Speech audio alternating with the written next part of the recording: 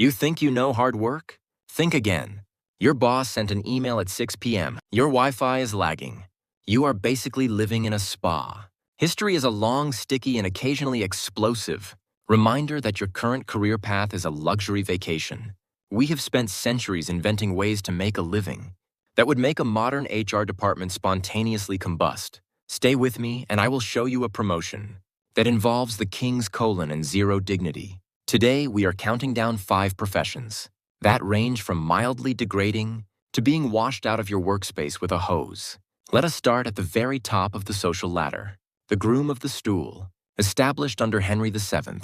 This role was the 16th century version of an executive assistant. If the executive's office was a portable wooden chair with a hole in it, your primary duty involved taking the king to the toilet, monitoring his diet, and when the royal delivery was complete, cleaning the regal bottom with cotton, water, and a towel. Sometimes the excrement was even taken away to be inspected by doctors to make sure the king was healthy. While wiping a monarch's backside sounds like a career rock bottom, it was actually the most prestigious gig in the palace.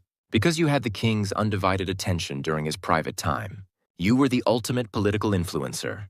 You controlled the privy purse and had direct access to the royal ear, making you more powerful than most dukes. It turns out the fastest way to the seat of power was through the seat of the pants. One groom, Henry Norris, was even executed for treason because he was so close to the inner circle of the King and Queen Anne Boleyn.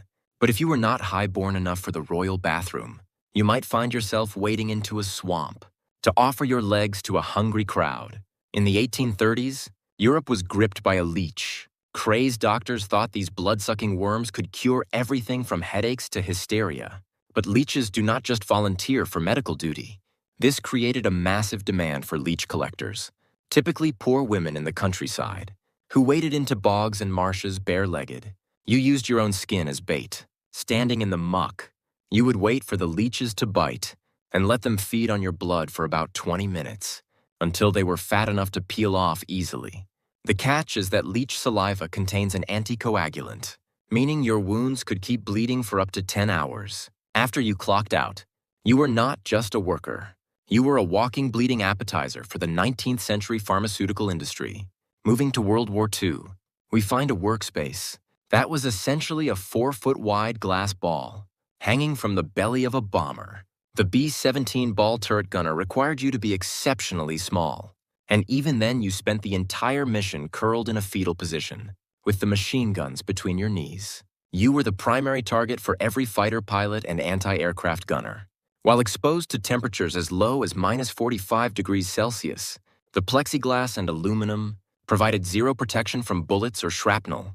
Most terrifyingly, there was no room for a parachute inside the turret. It was kept in the main fuselage to get to it. You had to manually turn the turret and have a crewmate help you out if the turret mechanism jammed or the landing gear failed. You were the crush zone between the plane and the runway. As the poet Randall Jarrell famously put it, "When I died, they washed me out of the turret with a hose." While the gunners fought in the sky, another group of specialists was being sent on one-man seek and destroy missions in the pitch black of the earth during the Vietnam War. American forces discovered that the enemy had built massive underground tunnel complexes that covered entire districts. These tunnels were shrouded in darkness and filled with medical facilities, supply depots, and the putrid stench of rotting corpses. Enter the tunnel rats, armed with just a .45 pistol, a flashlight, and incredible courage. These men, usually of small stature, crawled into the dark, claustrophobic spaces on solo missions. They faced tripwires attached to grenades, bungee stakes, and venomous snakes and spiders hiding in the stagnant air.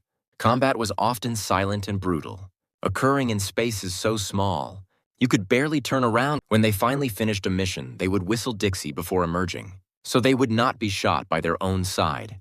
As a small, mud-caked figure exiting the subterranean gloom, our final job takes us to 1986, where the robots tasked with saving the world were actually humans.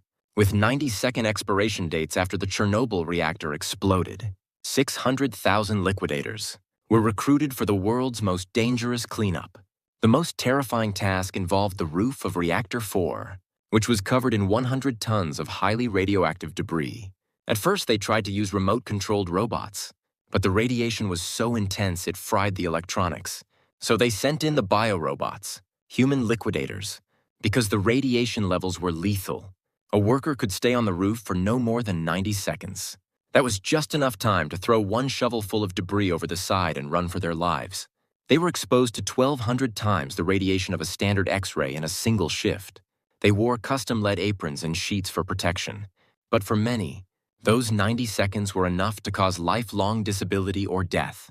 They were the last line of defense against a planetary disaster. History is not just a list of kings and dates. It is a ledger of people doing the impossible or the disgusting just to survive. These careers reveal the raw mechanics of human survival and power. Whether it was a woman using her legs as leech bait or a biorobot saving a continent, these jobs were the points where technology failed, and human bodies had to fill the gap. Work has always been a trade-off. Sometimes you traded your dignity for power in a royal bathroom. Sometimes you traded your health for a paycheck in a radioactive zone.